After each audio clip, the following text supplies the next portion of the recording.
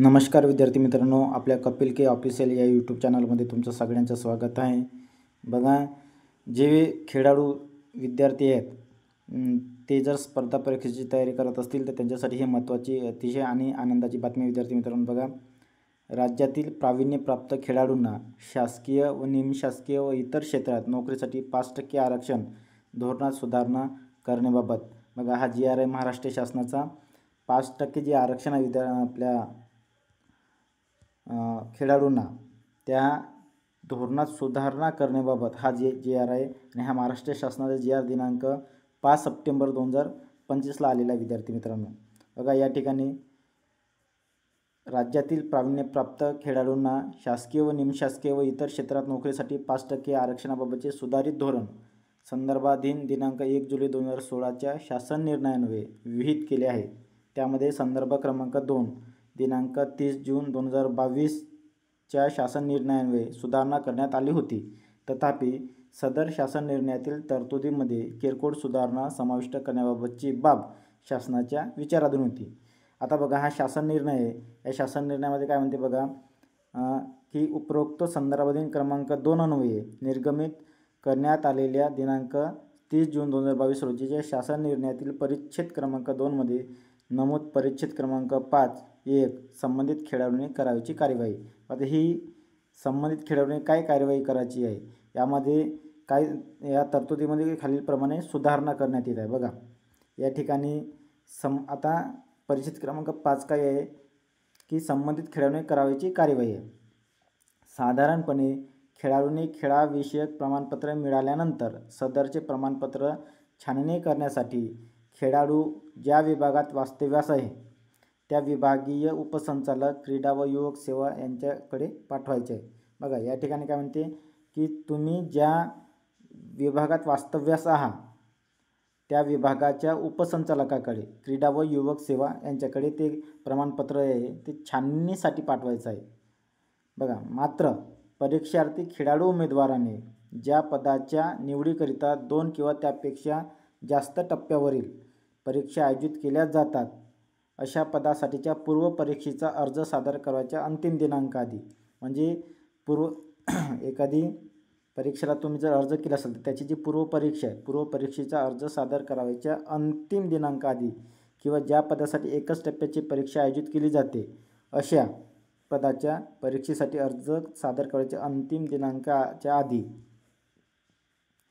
तो ज्या क्रीडा विभागात वास्तव्यास आहे त्या विभागातील उपसंचालक क्रीडा व युवक सेवा यांच्याकडे तो प्रमाणपत्र पडताळणीसाठी अर्ज सादर करणे बंधनकारक आहे।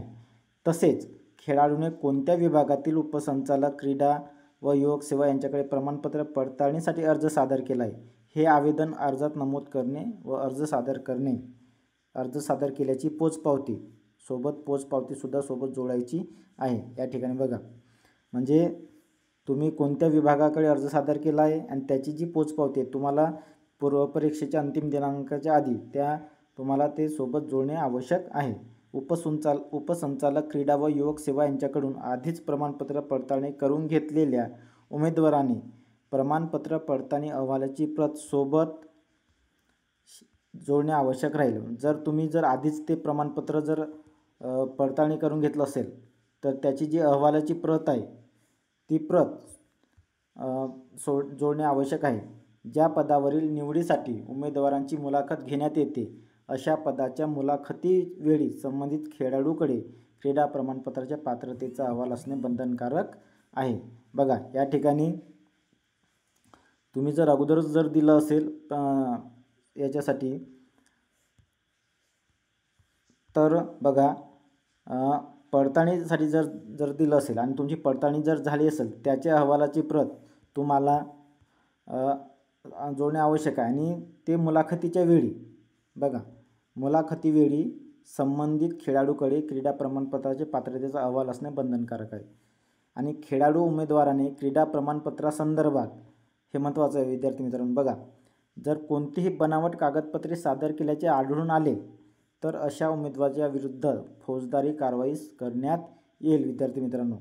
तथापि उमेदवाराने भरतीपूर्वी सादर केलेले क्रीडा प्रमाणपत्र हे कुठल्याही तांत्रिक व प्रशासकीय कारणामुळे जर अवैध ठरले असेल तर अशा परिस्थितीत सदर उमेदवाराकडे या व्यतिरिक्त भरती प्रक्रियेपूर्वीच्या कालावधीत एकापेक्षा अधिक क्रीडा प्रमाणपत्रे असतील तर अशी सर्व प्रमाणपत्रे त्याने संबंधित म्हणजे शिफारस झालेल्या कार्यालयामार्फत पडताळणीकरिता संबंधित उपसंचालक क्रीडा व युवक सेवा यांच्याकडे किमान 7 दिवसात सादर करायचे आहे. बघा या ठिकाणी तुमच्याकडे एखादी प्रमाणपत्र असेल आणि ते जर अवैध ठरले असेल आणि जर तुमच्याकडे एकापेक्षा जर जास्त असतील तर बाकीचे जे प्रमाणपत्र आहेत ते 7 दिवसाच्या आत सादर करायचे आहेत.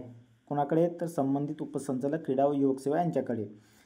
उमेदवारांनी याप्रमाणे सादर केलेल्या क्रीडा प्रमाणपत्राची प्राथमिक पडताळणी संबंधित विभागीय उपसंचालक क्रीडा व युवक सेवा यांनी 30 दिवसात करायची आहे. बघा विद्यार्थी मित्रांनो, त्यानंतर सदर क्रीडा प्रमाणपत्राची पुनर्पडताळणी आयुक्त क्रीडा युवक यांच्याकडून 30 दिवसात करायची आहे. या संबंधीचा जो अहवाल आहे वैध असेल किंवा अवैध असेल, प्रमाणपत्र तुमचं वैध असेल किंवा अवैध असेल याचा अहवाल तो शिफारस झालेल्या कार्यालयास पाठविण्यात यावा आणि संबंधित कार्यालयाने तदनंतर सदर अहवालाच्या आधारे पुढील योग्य तो निर्णय घ्यायचा आहे. बघा